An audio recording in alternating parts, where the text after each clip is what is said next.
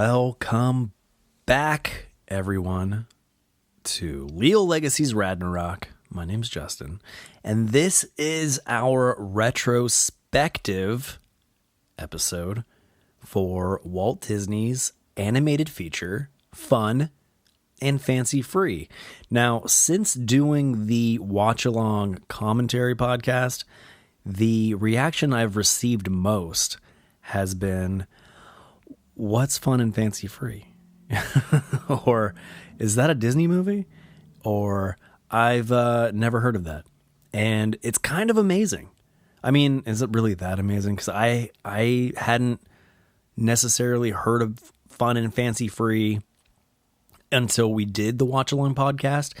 Though at the same time, I will argue that everyone has seen at least a part of Fun and Fancy Free in Mickey and the Beanstalk. And Mickey and the Beanstalk is so iconic to the point where at Walt Disney World in Magic Kingdom, there is a Sir Mickey's gift shop where, there you go, you have the giant from Mickey and the Beanstalk peeking in through the roof. And they have a beanstalk growing through it. Like, it's, I mean, hey.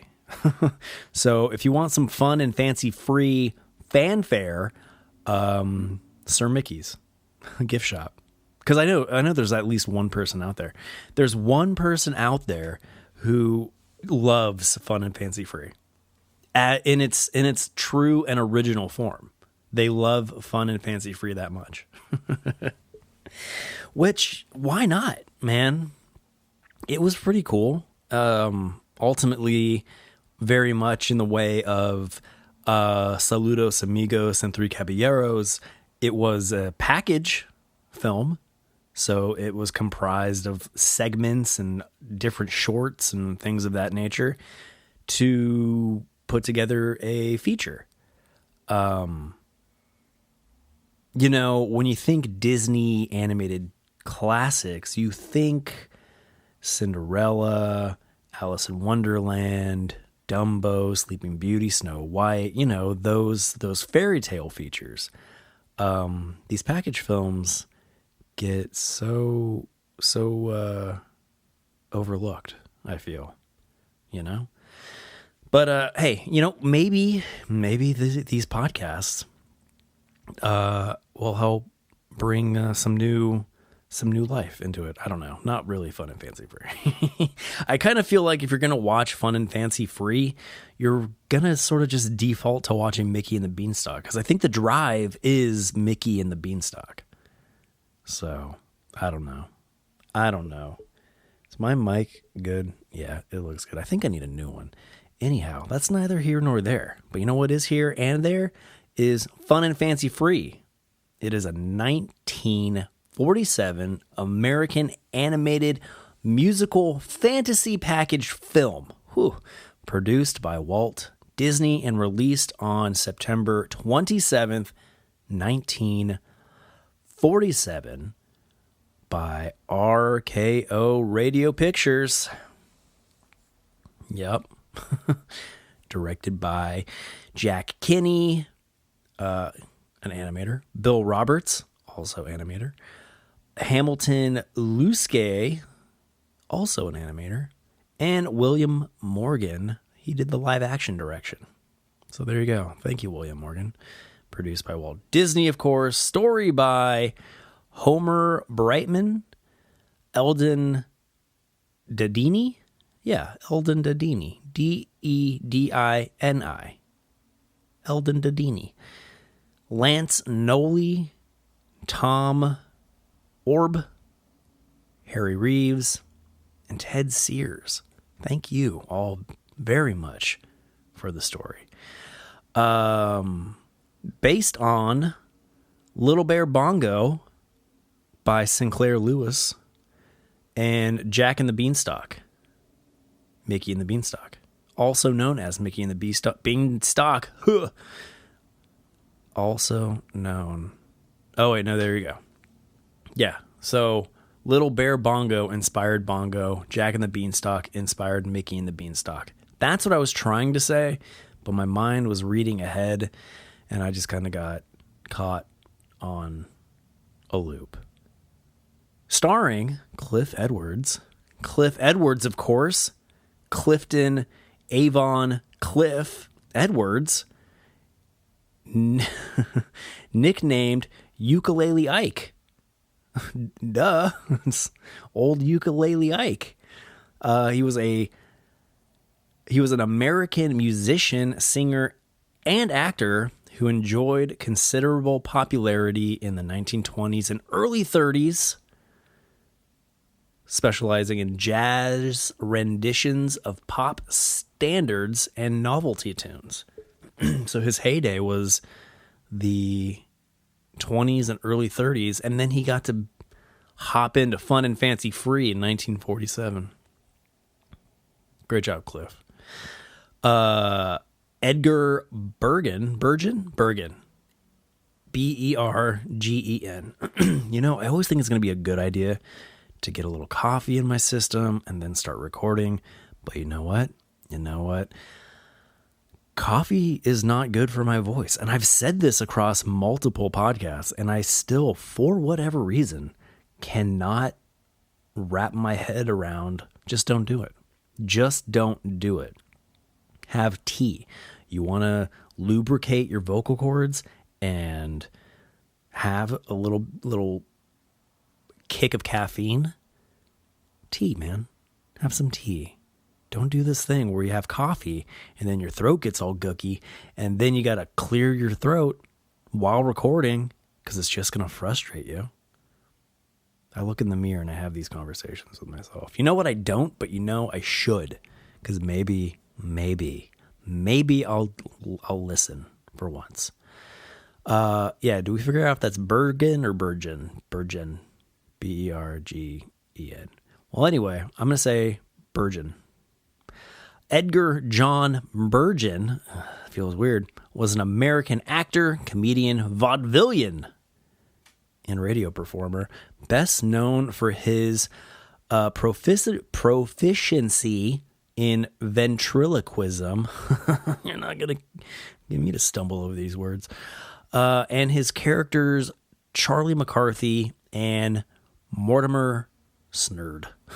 What up, Snerd?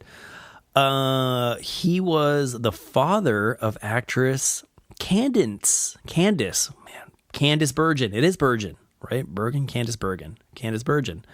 Oh no. Well, you know, Candice Bergen. What up, Snerd? I'm gonna start saying that to people. What up, Snerd? Mortimer Snerd. Remember that where it was Edgar, and his two dummies hanging out with the little girl. Who was that? Luana Patton? Because when I hover Lupin, with all the information, when I hover over her name, Luana Patton, all it says was an American film actress, nothing else. So I would imagine it's that little girl. Let's see. Also starring, well, what do you know? Of course, Walt Disney as Mickey, Clarence Nash as Donald Duck, Pinto Colvig, our man, our friend, Pinto Colvig as Goofy. Billy Gilbert is, I believe, the giant whose name is escaping me right now. Although I'm sure it'll pop up when we get to the portion of Mickey and the Beanstalk in this retrospective. William Gilbert Barron. Oh, what? I've been saying Billy Gilbert, but his full name, Gilbert's not even his last name. He's got a fun picture on here. It kind of looks like my great uncle. William Gilbert Barron. I keep wanting to say Burton, and I don't know why. Gilbert Burton. That just sounds like a good name.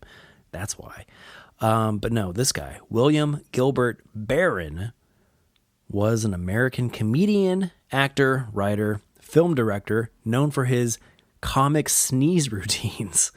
Man, they They really could get away with a lot back in the 20s, huh? He appeared in over 200 feature films, short subjects, and television shows starting in 1929. So he just kept on working, man. And then here we are, Anita Gordon. That's the last person I have on the cast list. And I got no information for Anita Gordon, which makes me wonder, was Anita Gordon the little girl and Luana Patton just might be well, that wouldn't make sense. Is she the harp, or is Anita Gordon the harp? Narrated by Dinah Shore, Dinah Shore, Dinah. How do you say that? Dinah Shore. Yeah, I think that is Dinah Shore, right? Dinah Shore was an American singer, actress, and television personality, and the top charting female vocalist of the 1940s. She rose to prominence as a recording artist during the big band era.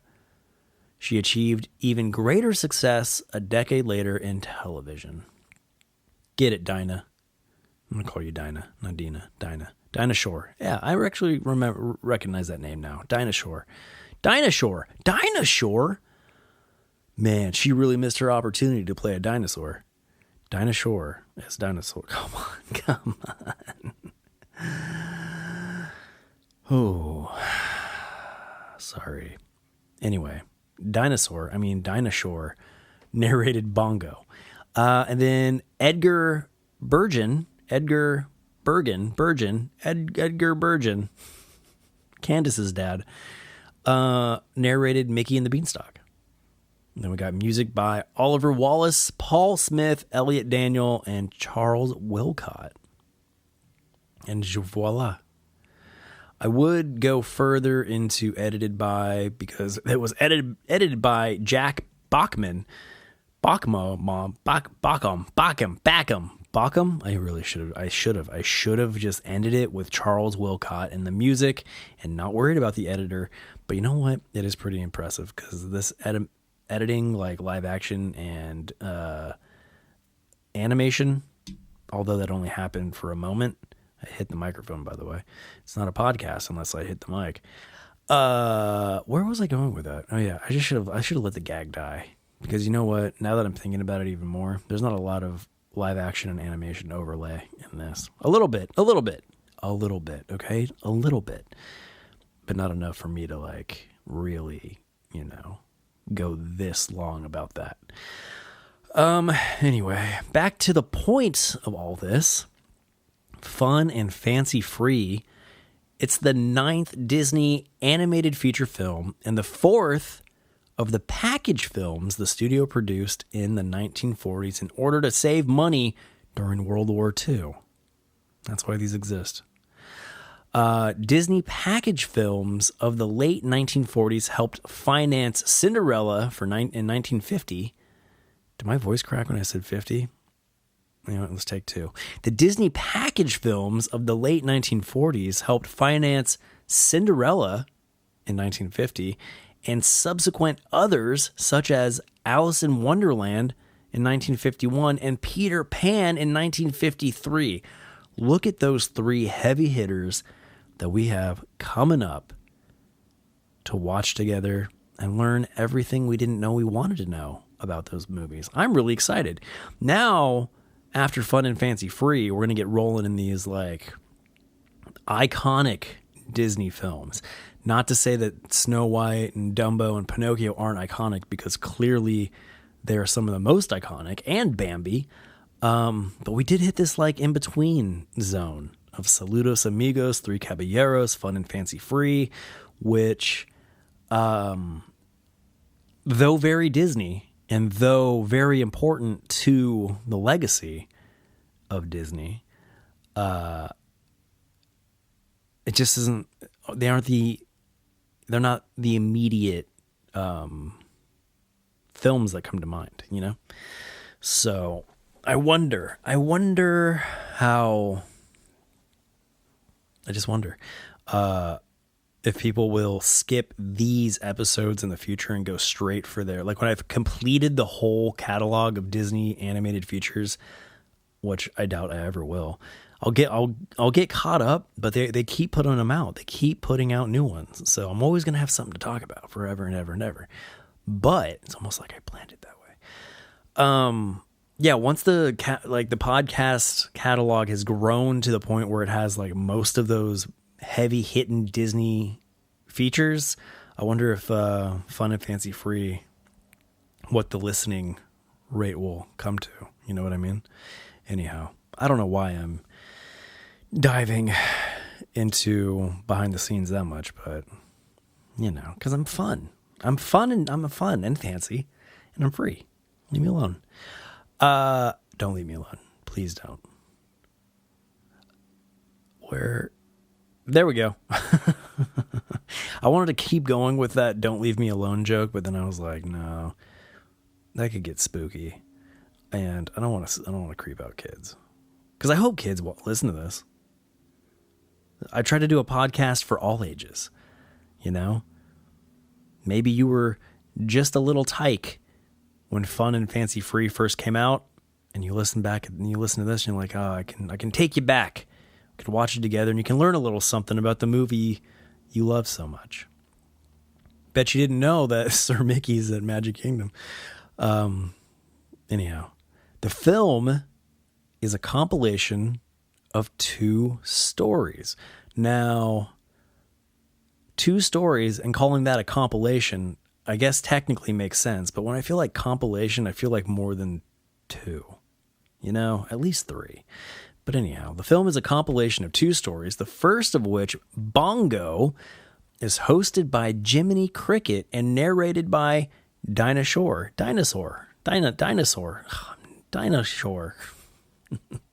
Based on the late... Wait, no, that's not what that says. Based on the tale Little Bear Bongo by Sinclair Lewis.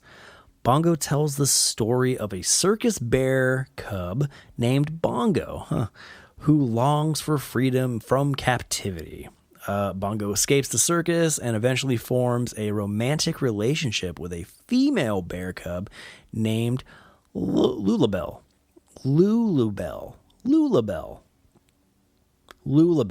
That'd be a fun name for a dog. Lulabelle, falls in love with Lulabelle in the wild, realizing that he must prove himself in order to earn Lulabelle as his mate. That's it. That's where they end it. That's the story. We're not going to go into spoilers. They literally stopped talking about Bongo right there. And up until reading that, I completely, honestly forgot what Bongo was about. Every time I think of animated bears with Disney, it's that bear, that grizzly bear, brown bear, I don't know what you want to call him. And the Donald Duck, and some Donald Duck shorts. You know what? I'm going to do a watch along with one of the shorts that bear's in, so you know what I'm talking about. Yeah, I really want to do that. That's a really good idea. Good idea, Justin. Good. See, look at this. But I'm sad for Bongo because I don't ever remember Bongo, you know, as a character. And Bongo, he's a Disney character.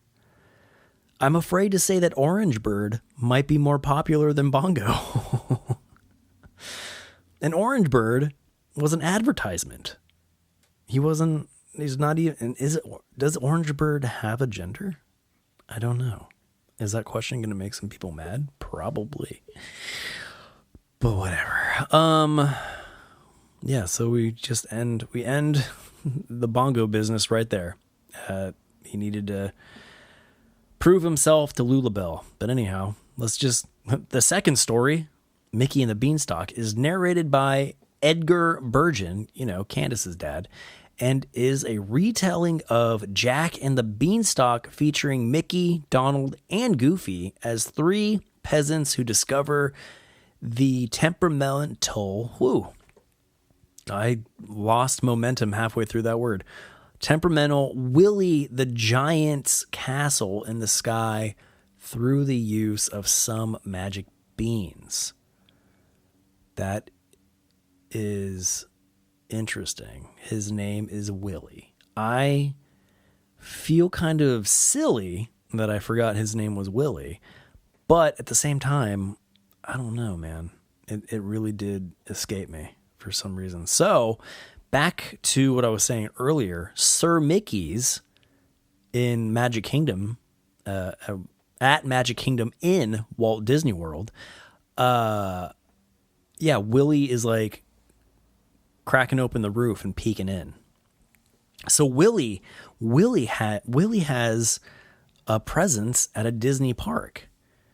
Do you know how many like notable Disney characters can't say the same thing? And I also believe, and I could be wrong, but I don't know, I don't recall seeing Willie at Disneyland, but he might be there, although I don't know for sure, for certain. Somebody comment. Somebody let me know if there is a Sir Mickey's at Disneyland in Fantasyland, which now that I'm saying all that, I'm starting to have less confidence. I'm not really thinking that there is. But anyway, so yeah, if you're a fun and fancy freak and you want to see some fun and fancy free at Magic Kingdom, there you go, Sir Mickey's. Go take a selfie with Willie the Giant peeking in the shop. Neat. All right, so they must battle the greedy but lovable giant in order to restore peace to their valley. Though the film is primarily animated, it also uses live action segments to join its two stories together, kind of. Mickey and the Beanstalk was the last time Walt Disney voiced Mickey Mouse because he was too busy on other projects to continue voicing the character. Disney replaced himself with sound effects artist Jimmy MacDonald. Whoa. See, that's why we do these retrospectives, because there's tidbits of knowledge and information in there that I feel like, at least I can speak for myself, I never would have known otherwise. I never would have just known that Mickey and the Beanstalk was the last time Walt Disney voiced Mickey Mouse. Throw that in your little trivia trap. Use that against your friends who are diehard Disney fans. You know what? Because I identify as a diehard Disney fan, and I didn't know that until right now. Had I have heard it before, maybe. Did I retain the information? Obviously not. So there you have it. Mickey and the Beanstalk, Walt's last appearance as Mickey Mouse before handing it over to Jimmy MacDonald. I'm going to take a sip of coffee. I'm going to take a smug sip of coffee. Because I feel fulfilled stumbling across information like that. Like, yeah, that's why I'm doing this podcast, to tell people about that. Most podcasters, I feel like, would do research before doing the episode, but you know what? Not me. I like to watch and learn together. And I'm sorry for all the microphone tampering. I gotta find a better way to lay all this stuff out. Anyhow, so now we're here at a portion that says plot. And I'm feeling like we've already discussed the plot. So Bongo was a little circus bear. So, and here when they say like they use the live action to tie the two segments together, not really. Because it wasn't like Candace's dad, Edgar, had anything to do with Bongo. That was all Jiminy Cricket. Jiminy Cricket was the one talking about Bongo, introducing us to the Ballad of Bongo. And then Candace's dad came back and didn't come back. What am I talking about? He didn't come back. He showed up. He showed up with Snurd and the other dummy, literally, he's a ventriloquist dummy, and talked to the little girl. They came out of nowhere. So don't Don't let this description try and fool you. They came out of nowhere. It really felt like two completely separate pieces. There was no conjoining of the two parts. Anyway, I'm not trying to get aggravated, but when things are inaccurately described, it's like, no, I've seen it. It's not right. Can't lie to me. Bongo. Fee, fi, fo, fum, fum, fi, fee, fee. That's the song Willie sings. Jiminy Cricket first appears inside a large plant in a large house exploring the shame. Hold on. Do we really want to go through all this? Honestly, we remember. We remember. That's not the interesting things, right? Yeah, going through the plot is not interesting because we're just rehashing what we already know. Okay, let's see. I'm gonna go ahead and scan. Oh wait, look, child actress Luna Patton. So it is Luana. Oh my gosh, Luana Patton was the little girl. So the person that didn't really Anita Gordon.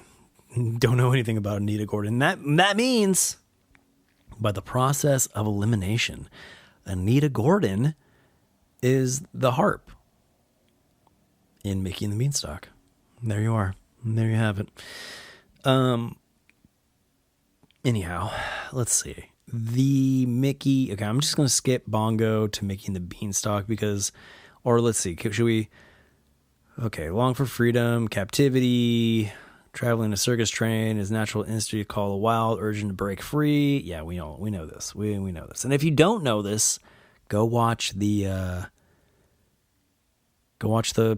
watch along commentary podcast. Go listen to that and watch, and you'll know. I'm not going to spoil it here because then you'll have no reason to go listen and watch. So there. So anyway, Mickey and the Beanstalk. This segment is narrated by Candace's dad, Edgar Bergen. In live action sequences, who, with the help of his ventriloquist dummies Charlie McCarthy and Mortimer Snurd, what up Snurd, tells the tale to child actress Luna Patton. And then you hover Luna Patton's name and there's nothing there. Oh, wait, no, there it is. Luna was an American film actress. I forgot. Okay. Apparently, it's Luna's birthday party. So that's why Snurd and Charlie and Candace's dad are all there. And then Jiminy. Oh, wait, here you go.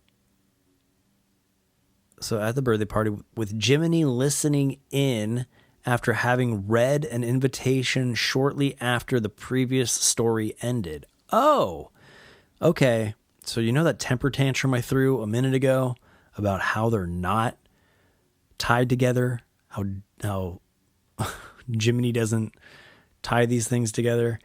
I'm going to say this. I was wrong,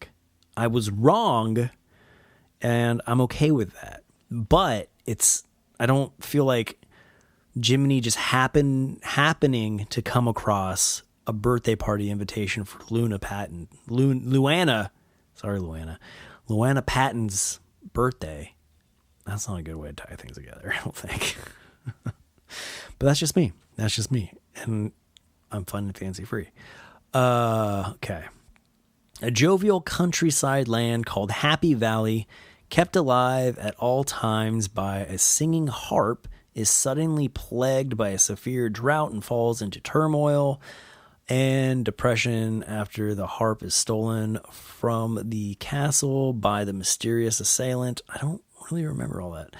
Also nicknamed Gruesome Gulch. Oh, Gruesome Gulch is what Happy Valley turns into, right? Or is the mysterious assailant nicknamed Gruesome Gulch? Anyway, the residents are driven into poverty and have no choice but to leave in order to avoid death by starvation. Eventually, only 3 residents are left, Mickey, Donald, and Goofy. The trio have but just one loaf of bread and a single solitary bean to eat. During this time, Mickey has no choice but to cut the bread into paper-thin slices. Okay. Sell the cow for food or for money for food. Goofy and Donald are excited about eating again. Mickey comes back and reveals he sold the cow in exchange for a container of beans. Okay. Then the beanstalk rose. Willie. Okay. Yeah. So, breaking into his happy song. Fee, fi, fo, fum, fo, fee, fee, fe. Okay. Yeah. You know what? We don't need to dive headfirst into the plot for that one either. It's pretty self-explanatory. And again, we've seen it. We don't, on the other retrospectives, we don't rehash the entire plot line to Bambi. You know what I mean? It's not what we do. Or did we? I can't remember. But I'm not going to do it this time. Just, sorry. Go watch it. All right, production. Now, see, these are the things that are interesting. Production, the reception, the box office. These are the tidbits that hold the hidden gems. Not being told Willie sang Fee Fi Fo Fum. I mean, come on. All right. Anyhow, deep breath. During the 1940s, this is production now. During the 1940s, Mickey and the Beanstalk and Bongo were originally going to be developed as two separate feature films. How do you make a feature out of Bongo? That's what I want to know. I already thought Bongo was too long as it was. Not trying to hate on Bongo, but wow. Mickey and the Beanstalk, on the other hand, I could see Mickey and the Beanstalk working as a feature, because in that plot description that we were kind of skimming over,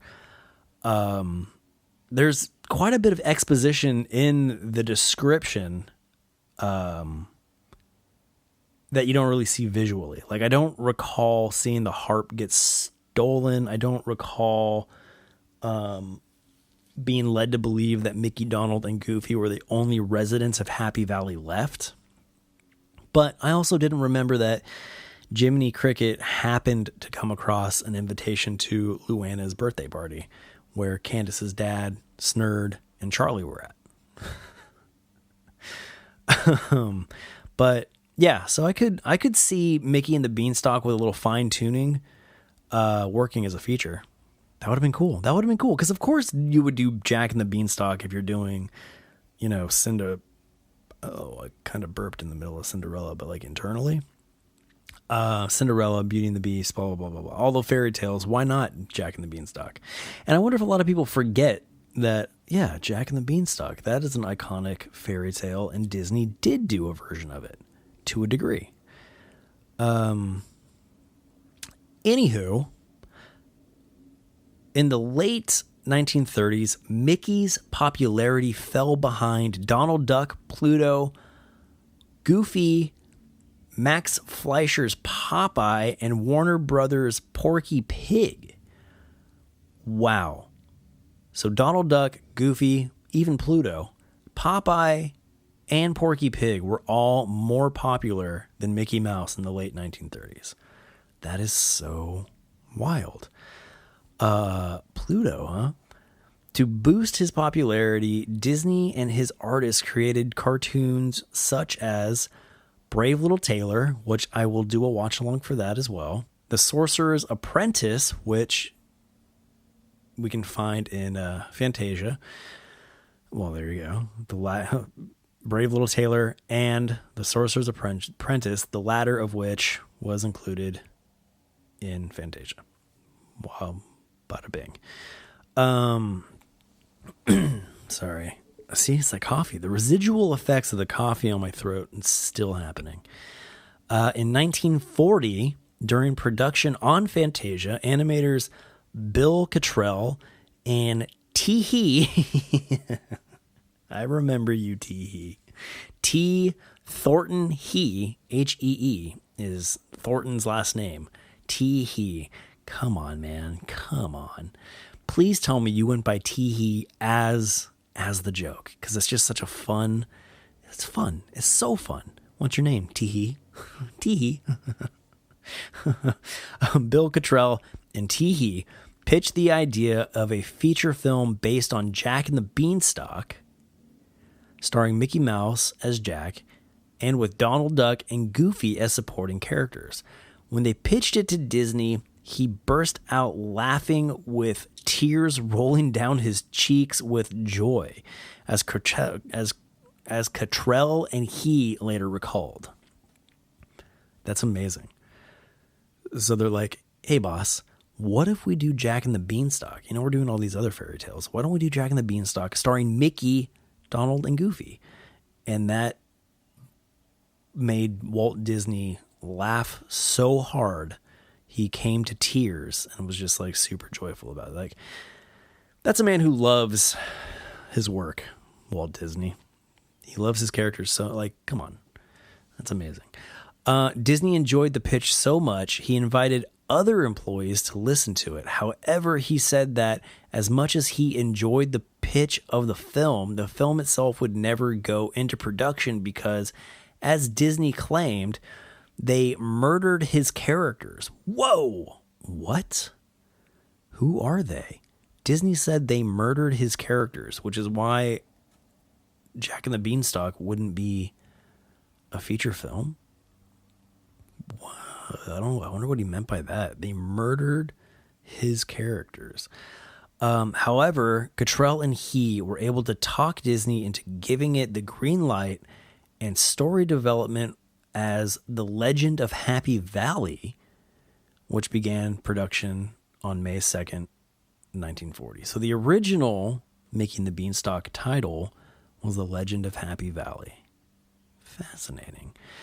The original treatment was more or less the same as what became the final film. However, there were a few deleted scenes. For example, there was a scene in which Mickey took the cow to the market where he meets Honest John and Gideon from Pinocchio, the fox and the cat from Pinocchio. Why did they take that out?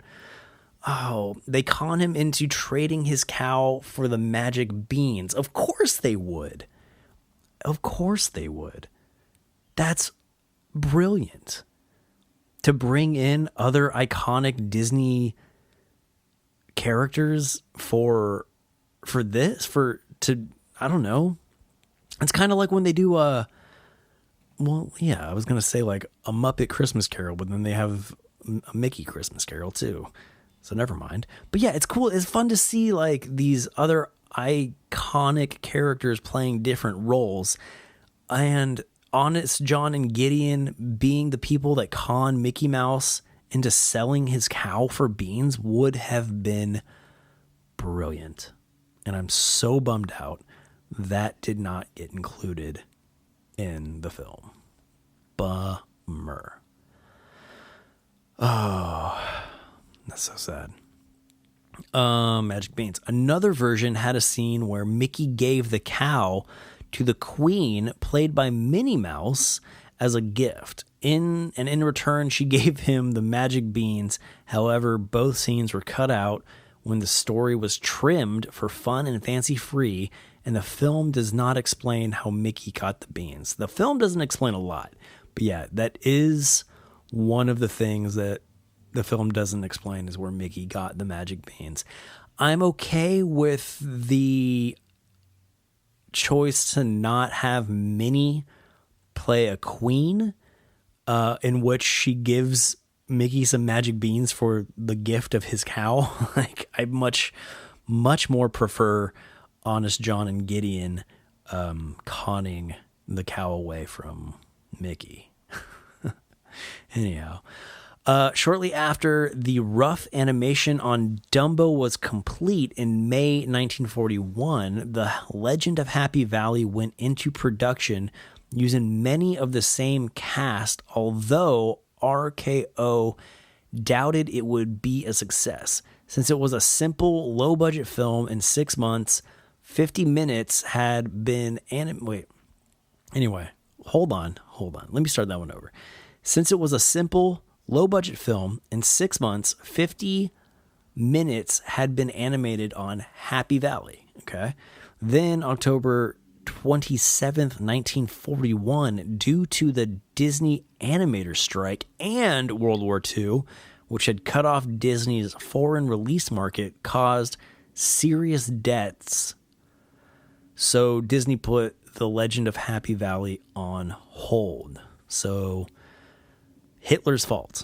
Hitler's fault that we don't have Honest John and Gideon conning a cow away from Mickey.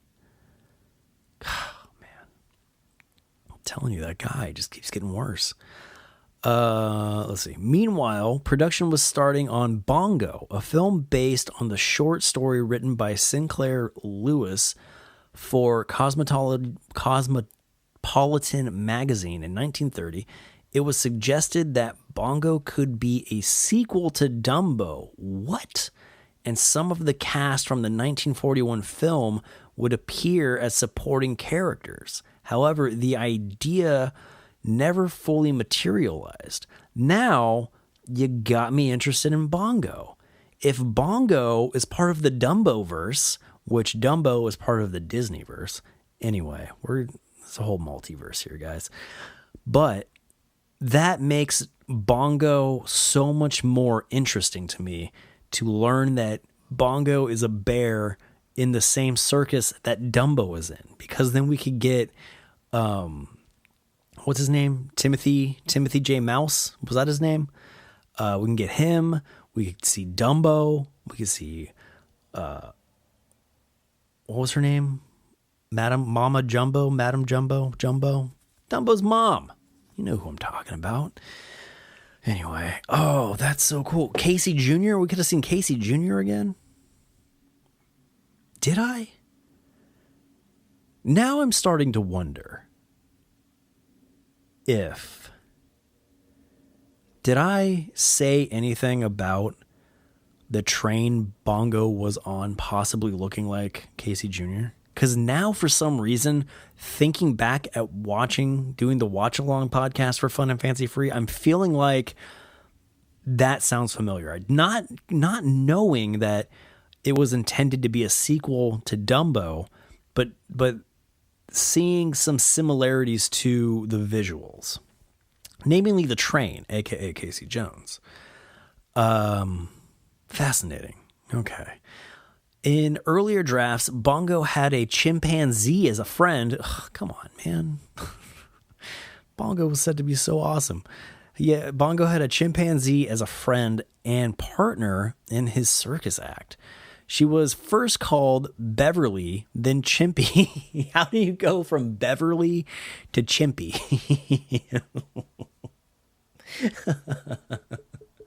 Don't you go with the super basic name first, Chimpy, and then evolve it into Beverly as a more like sophisticated, it's a cartoon monkey, but its name is Beverly. Chimpy. But the character was ultimately dropped when considering the story. What, Chimpy had no room? There was no room for Chimpy? I disagree. I personally disagree. I want the original idea for Bongo back. I want it to be a sequel to Dumbo with Dumbo characters in it, and I want Chimpy. You know what? No. Here, with Skeleton Crew, I've started developing my own characters that I'm putting on clothing. So I have a little ghost guy, I got a little bomb guy. They're all done as classic animated characters, in vein of Iwerks and my classic cartoon fandom. I'm going to make a Chimpy. I'm going to make a lady chimp character and call her Chimpy in memory of Chimpy from Bongo. Chimpy would have made Bongo better. Anyway, I gotta stop spiraling. Anyhow, Bongo and Chimpy also encountered two mischievous bear cubs who were dropped. Thanks. Originally, the designs for the characters were more realistic, but when paired for Fun and Fancy Free, the designs were simplified and drawn more cartoony. The script was nearly completed by December 8th, 1941, the day after the attack on Pearl Harbor. Ooh, bad timing.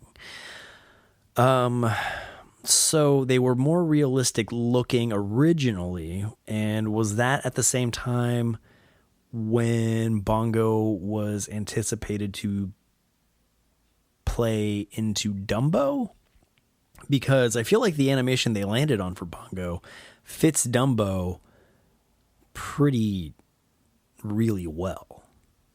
I mean,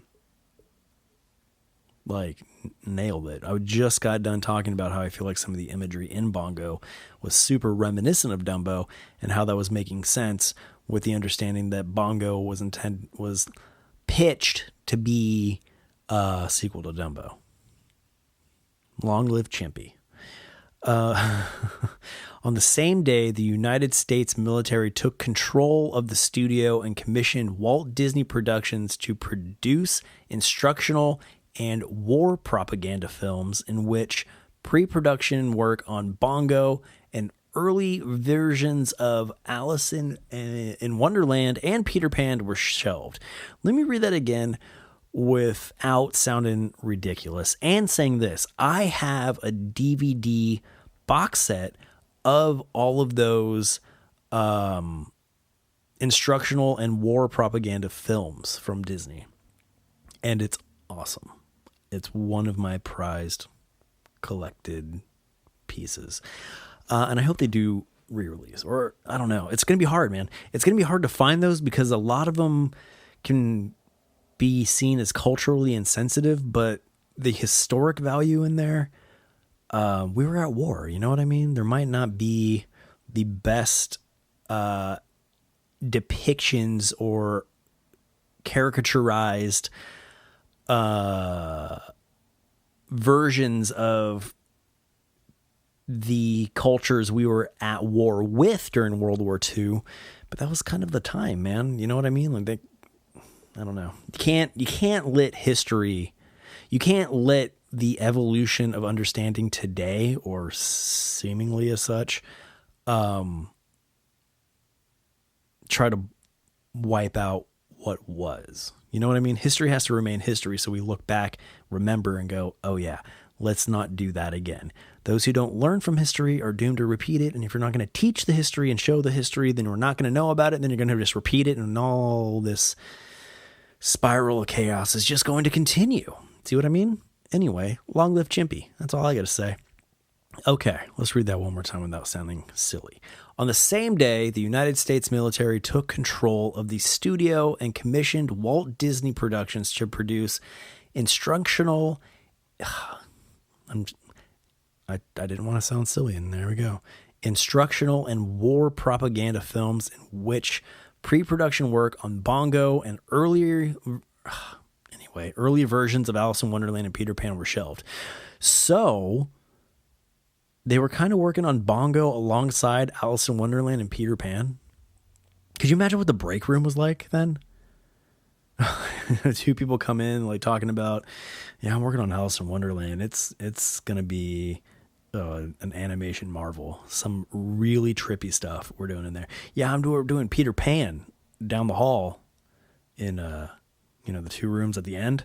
Yeah, we're getting together on Peter Pan, and it's just what the things we have in store. Let me tell you, Tinkerbell is going to be Jiminy Cricket big. Well, I can just say that. And then the other people are like, we're working on Bongo. Or Dumbo 2. Which, if they said Dumbo 2, would have been great. Anyway, let me tell you about Chimpy. Yeah. During and after the war, Disney stopped producing single narrative feature films due to costs and decided to make package films consisting of animated shorts to make feature films. He did this during the war on Saludos Amigos and The Three Caballeros, and continued after the war until he had enough money to make a single narrative feature again. Woo! Disney felt that since the animation of Bongo and The Legend of Happy Valley, which had been renamed Mickey and the Beanstalk, was not sophisticated enough to be a Disney animated feature film, the artists decided to include the story in a package film. Throughout the 1940s, Disney had suggested to pair Mickey and the Beanstalk with The Wind and the Willows, which was in production around this time, into a package film tentatively named Two Fabulous Characters. Okay, well, let me say this. I think Mickey and the Beanstalk would have paired magically with Wind and the Willows. However, I really prefer the title Fun and Fancy Free to the title Two Fabulous Characters. Because are the two fabulous characters Mickey and Mr. Toad? Because I don't think that I would necessarily see them hanging out. Just throwing that out there. And isn't Wind in the Willows paired with the Headless Horseman? The Legend of Sleepy Hollow? Yeah, it is. It most definitely is. Anyhow, suggested Mickey and the Beanstalk, Wind of the Willows, two fabulous characters. Okay.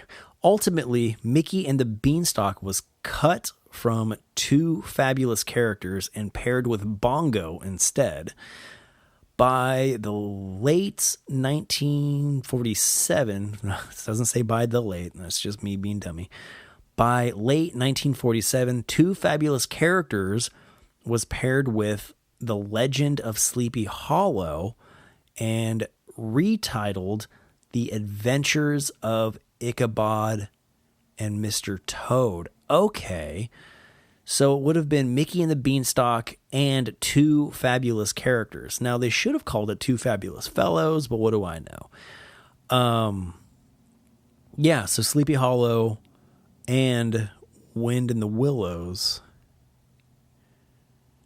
Is it still called Two Fabulous Characters, though? Because I thought it was legitimately called The Wind of the Willows. Anyway, I'm getting kind of confused. What I'm thinking, Two Fabulous Characters was paired with The Legend of Sleepy Hollow. Yeah, okay. And that became The Adventures of Ichabod and Mr. Toad. There we are. Anyhow, love that. Really love The Adventures of Ichabod and Mr. Toad. Is a 1949 American animated package film. That's another one of the package films by Walt Disney Productions. It's the 11th animated film. Okay, so we're going to be doing a watch along for The Adventures of Ichabod and Mr. Toad really soon here. Huh. And Mr. Toad's Wild Ride. I mean, there's some of these like not super, because you don't see a lot of Mr. Toad merch. You know what I mean? But he's got a ride at Disneyland. I guess he had a ride as well at Magic Kingdom, but that was replaced with, I believe, Peter Pan, maybe. I don't know. Might be making that up. Anyhow. Let's see. Disney had provided the voice for Mickey Mouse since his debut in 1928, and Fun and Fancy Free was the last time he would voice the role regularly. Oh, as he no longer had time or energy to do so, because voicing Mickey Mouse is exhausting. Mickey recorded most... Wait, no, sorry. Hold on. Rewind. Hold on. Gotcha. Disney recorded most of Mickey's dialogue in the spring and summer of 1941. Sound effects artist Jimmy McDonald would become the character's new voice actor starting in 1948. John James MacDonald was a Scottish-American Foley artist, voice actor, musician, and conductor. He was the original head of Disney's sound effects department and was also the voice of Mickey Mouse from 1947 to 1978. Wow, what a run on Mickey. Disney, however, did reprise the role for the introduction to the original 1955 through 1959 run of the Mickey Mouse Club. So that's awesome. So Disney did come back to reprise the role of Mickey when the Mickey Mouse Club came out. And I find that to be so beautifully fitting that, I don't know, man, it's just really, really warmed my heart. Should we do watch-along commentary podcasts to the Mickey Mouse Club episodes? I think so. Anyway. Celebrities... Candace Bergen, Candace's dad, and Dinosaur. I shouldn't make I shouldn't make myself laugh that much. That's what crazy people do, right? Celebrities, Edgar Bergen, and so Candace's dad and Dinosaur introduce the segments in order to appeal to a mass audience. Jiminy Cricket from Pinocchio sings "I'm a Happy-Go-Lucky Fellow," a song written for and cut from Pinocchio before its release. What? "I'm a Happy-Go-Lucky Fellow," the song Jiminy sings in Fun and Fancy Free, was originally intended for Pinocchio. More beautiful points that we wouldn't otherwise know. See, this is why we do it. This is why we do the retrospectives. To learn that this was Fun and Fancy Free was Disney's last, real voicing of Mickey Mouse until he reprised the role for the Mickey Mouse Club in 1955. And then "I'm a Happy-Go-Lucky Fellow" was a song supposed to be in Pinocchio. I want to know what part of Pinocchio that was supposed to be in. And I'm glad they got to use the song. Fascinating. All right. Critical reception. Whoop. So let's read all this. Bosley Crowther. Crowther.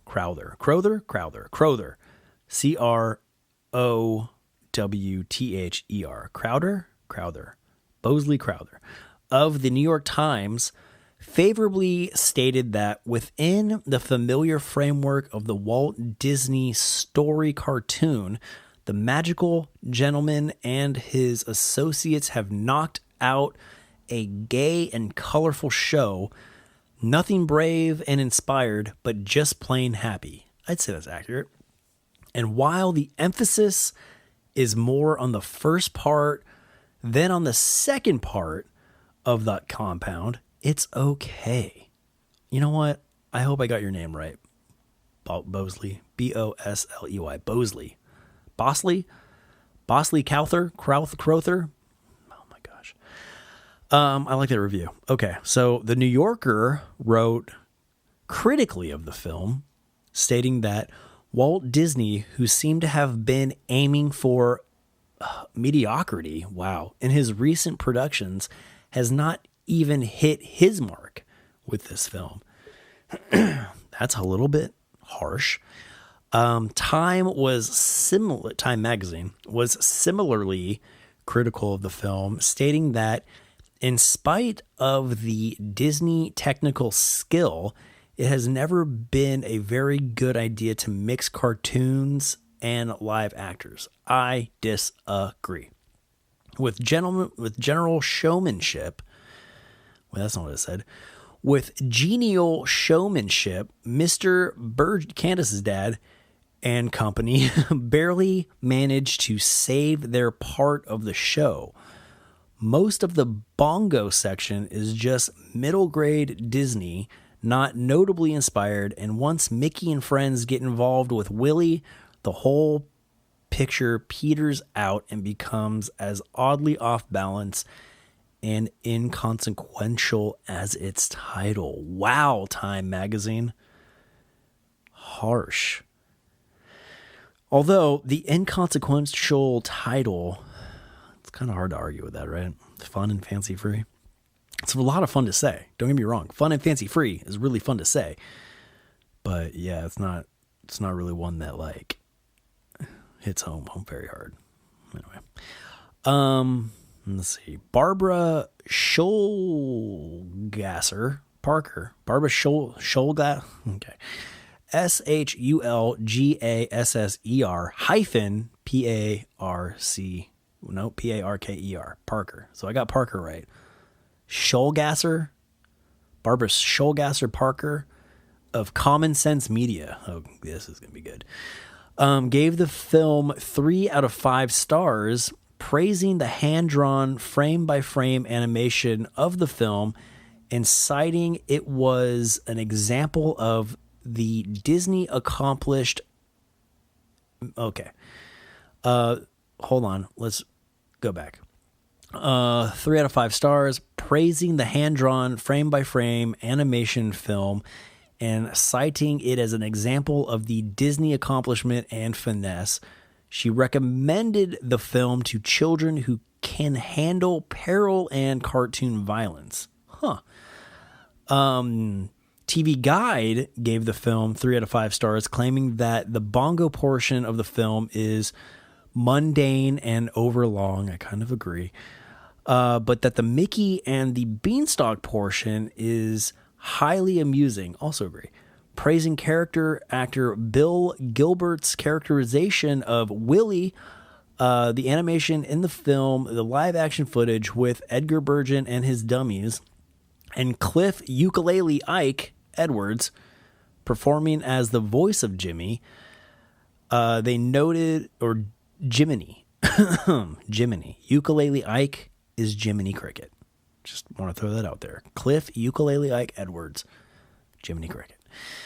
They noted that the film is a relatively minor work in the Disney overture, which I agree to, but still quite entertaining. Yeah, I mean, that's a really kind of fair review right there. It's Disney, it's good. It's not groundbreaking by any means, but it's good. It's good. Let's see. Then I don't know, just some more reviews. Don't worry about it. I'm not worried about it. It was just more like that. So that was the basic consensus of those reviews that we read right there. So, let's see. Home Media, Fun and Fancy Free, was first released on VHS in 1982. It was re-released on VHS and Laserdisc in 1997 as part of the Walt Disney Masterpiece Collection. The film was re-released on VHS. Wow, 3 VHS releases. And made its DVD debut on June 20th, made its DVD debut on June 20th, 2000 as part of the Walt Disney Golden Classic Edition. The film was released in a 2-movie collection Blu-ray with The Adventures of Ichabod and Mr. Toad on August 12th, 2014. Availability of the shorts as separate features. Although the 2 shorts were not individual full-length features, as was the original intention, they did air as individual episodes on Walt Disney Anthology TV series in the 1950s and 60s. The Mickey and the Beanstalk that I'm most familiar with is as a standalone. Actually, it's part of a Mickey Mouse DVD collection that I have. Bongo aired as an individual episode on the 1955 episode of the Walt Disney Anthology series with new introductory segments which used Jiminy Cricket's narration and singing in lieu of dinosaurs. Dinosaurs. The short was released separately in 1989 in the Walt Disney Mini Classics line. Neato.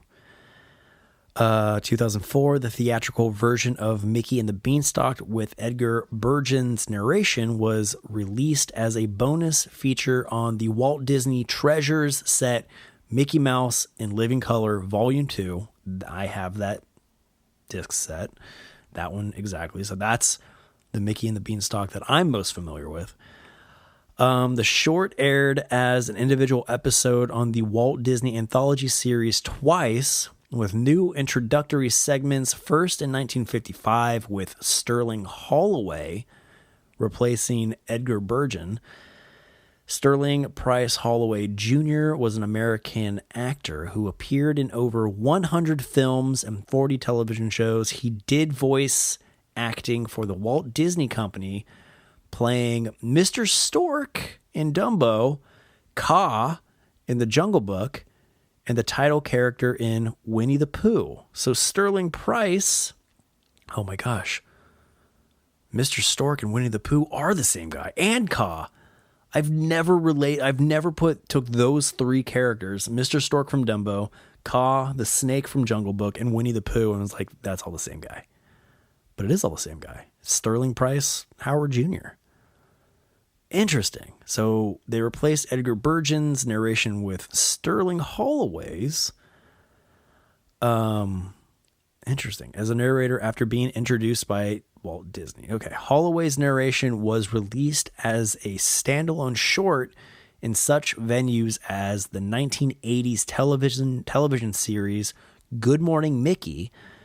This version also frequently aired alongside Dumbo during the 1980s. A brief clip of this version was one of many featured in Donald Duck's 50th birthday. Mickey and the Beanstalk aired as a short film on a 1930 or 1963 episode of the Walt Disney Anthology series, with new introductory segments by Ludwig von Drake, voiced by Paul Frees. Professor Ludwig von Drake is a cartoon character created in 1961 by the Walt Disney Company.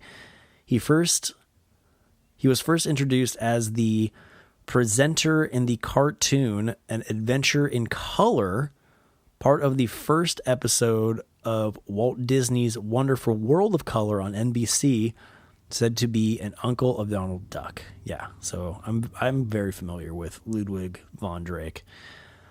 So Ludwig von Drake replaces Edgar Bergens as the narrator in the 1963 version, for which he has a boodle beetle companion named Herman, replacing the sassy comments of Edgar Burton's ventriloquist dummies, Charlie McCarthy. Interesting. In the short film version of the feature, Ludwig von Drake reads a book about fairy tales in which he shows 4 pictures and clips from a few of Disney's most well-known animated features, including the evil queen transforming herself into an old hag in Snow White and the Seven Dwarfs, and Maleficent transforming herself into a dragon in Sleeping Beauty. The Ludwig von Drake version of Mickey and the Beanstalk was released separately in 1988 in the Walt Disney Mini Classics line. The version was then re-released in 1994 as part of the Disney Favorite Stories collection. The Ludwig von Drake version of the feature is available as part of the Disney Animation Collection Volume 1. A third version of Mickey and the Beanstalk was featured on the Disney television show The Mouse Factory, which aired from 1972 to 1974. This version starred Sherry Lewis and Lamb Chop. Wow, what? Who knew that Mickey and the Beanstalk had such a wide array of different versions? So a lot of people out there, you may have seen Mickey and the Beanstalk, but there's like one of 3 or 4 different versions of Mickey and the Beanstalk that you could have seen, with different narrations, different introductions. Wild.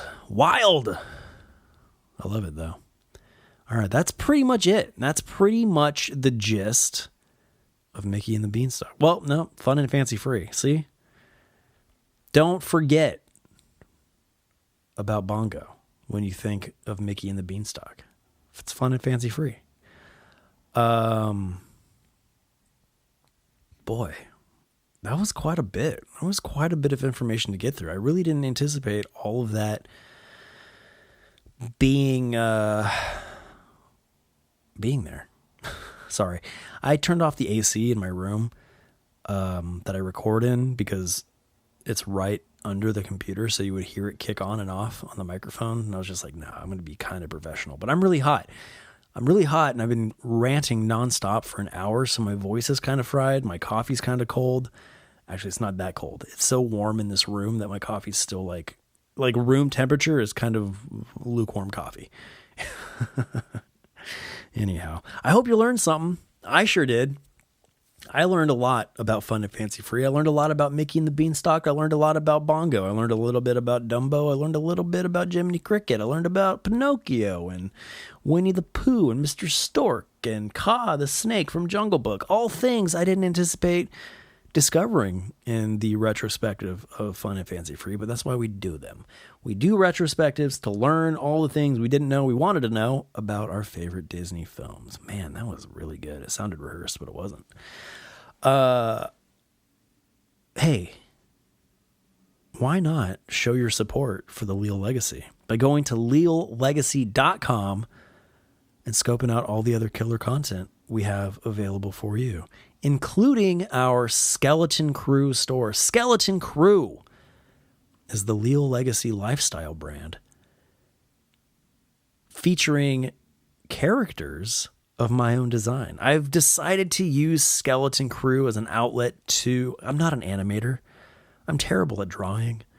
I can finagle characters together. And I was doing some stuff with Skeleton Crew that I wasn't doing what I want to do. So what I decided I want to do is I want to be like Disney. I want to be like Iwerks. I want to make my own characters and make icons out of them. And that's what I'm doing with Skeleton Crew. So you can find originally developed characters by me on your favorite pieces of streetwear apparel, shirts, hoodies, socks, hats, beanies, whatever you got, whatever you want, I can do. So yeah, go scope that out. If you like what you see, pick up a shirt, support the Leal Legacy, wear Skeleton Crew. This podcast, if you don't mind, on whatever your podcast platform of choice is, subscribe if you haven't already, give us a rating, leave a review. That's the best way for people to learn about and discover the podcast. Nothing's better, though, than word of mouth. So thanks for being a friend and telling a friend, because I know you will. You can find Leal Legacy across all your favorite social media platforms at Leal Legacy. We're on YouTube. If you like the Disney Watch-Along podcast, or you like vintage cartoons, go check out our YouTube, because we have over 200 classic cartoons with me running my mouth over them. So much like the cartoon commentary, or much like the watch-along podcasts, you can get that in short form on our YouTube over classic cartoons and some familiar Disney face. We go back in time to the original Disney character, Disney iconic character, Oswald the Lucky Rabbit. So there's quite a bit of me doing some commentary to Oswald the Lucky Rabbit. So if you're a diehard Disney fan, go scope that out and learn yourself a thing or two about Oswald. Oh, what else? Yeah, if you haven't already, go and listen to and watch Fun and Fancy Free. Listen to the podcast and watch along with me as I run my mouth over the film itself. Maybe if you have done that already, go back and do it again with all this information that we just learned in mind. See if you can catch the Dumbo vibes in Bongo. See if you can... Oh, man, I don't even know anymore. Hear my voice cracking out? Okay. Anyway, I think that's all I had to say. Oh, if you want to get in touch, it's podcasts with an S, podcasts at leallegacy.com. So come and interact. Do it on Facebook or Facebook, just social media in general. You know, it's all Leal Legacy. I want to hear what you think. So don't be shy. Anyway, until next time, my friends, I bid you adieu. Was that right? Did I say that right?